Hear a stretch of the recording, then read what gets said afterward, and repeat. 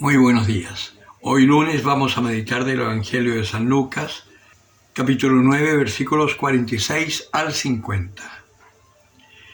En aquel tiempo se suscitó una discusión entre los discípulos sobre quién de ellos sería el mayor. Conociendo Jesús lo que pensaban en su corazón, tomó a un niño, le puso a su lado y les dijo: El que reciba a este niño en mi nombre, a mí me recibe, y el que me reciba a mí, recibe a aquel que me ha enviado. Pues el más pequeño de entre vosotros, ese es el mayor.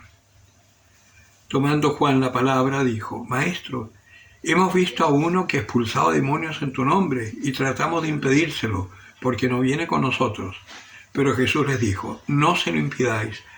El que no está contra vosotros, está por vosotros. Palabra del Señor.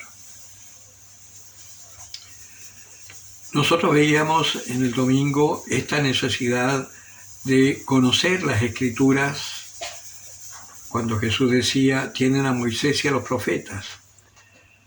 Porque no se puede entender a Jesucristo Dios si es que no conocemos el Antiguo Testamento.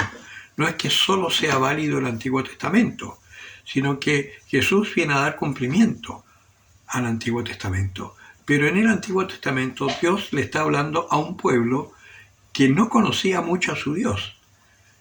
Por consiguiente, para nosotros que queremos ser cristianos y todavía nos falta tanto y conocemos tan poco de Dios, el Antiguo Testamento nos resulta imprescindible. Pero tenemos que leerlo con el espíritu, porque si lo leemos así, como si fuese un libro común y corriente, nos va a asustar, porque habla mucho de guerras, de enemigos, de combates, de cautiverios, de cosas terribles. Pero si tú lo lees desde el espíritu, te vas a dar cuenta que ese es un combate que todos tenemos que librar en nuestro interior. Porque nuestra lucha, como dice San Pablo, no es contra la carne ni la sangre, sino que contra los espíritus del mal que habitan en la sombra tenebrosa de tu espíritu o de tu yo, como lo quieras llamar. Entonces, en este Evangelio, el Señor acá nos está diciendo una cosa: hay que predicar en el nombre de Jesucristo, pero con el conocimiento de las Escrituras. No podemos llegar y predicar. El conocer las Escrituras nos va a permitir conocer a Dios. Nos vamos a dar cuenta que Dios es misericordia por sobre todo, es amor, es el amor. Él no nos juzga y Él no nos condena.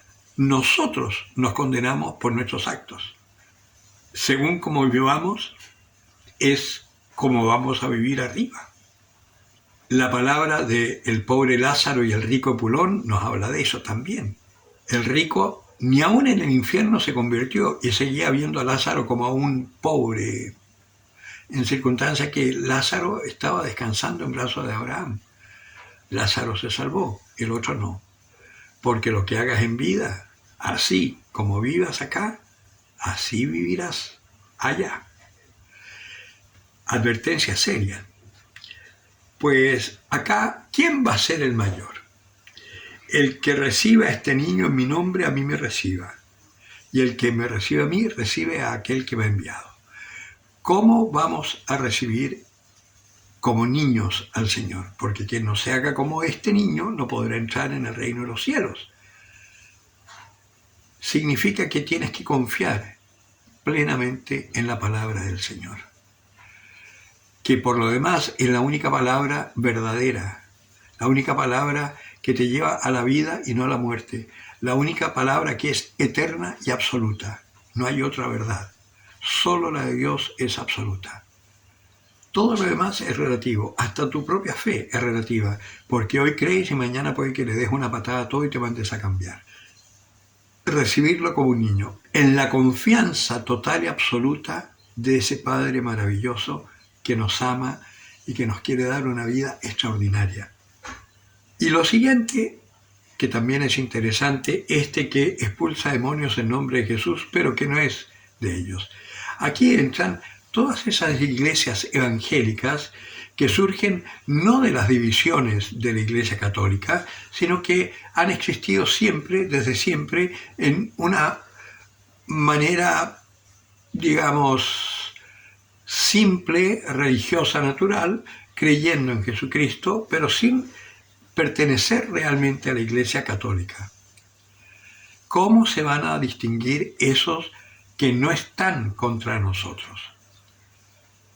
No hablan mal del Papa, no despotrican contra nuestra veneración a nuestra Madre Santísima y en general nunca hablan mal de nosotros. Los verdaderos cristianos estamos llamados a amar al que es distinto a nosotros. Estamos llamados a orar por aquellos que andan por otros caminos diversos a los nuestros, no a condenar. Por eso también es necesario, cuando un hermano tuyo está en pecado, ve y dile. Si uno está pensando mal, si uno está creyendo que el aborto es bueno, creyendo que la eutanasia es buena, que hay que cambiar la Constitución a como dé lugar, etc., tú tienes el deber de hacerlos entrar en razón de sí mismos, que vean ellos lo mal que están, en cuanto a que su vida no puede ser plena porque no están apoyados en la roca firme que es Cristo. De ahí en más, a lo que ellos hagan ya es otra cosa. Pero tú no los condenes.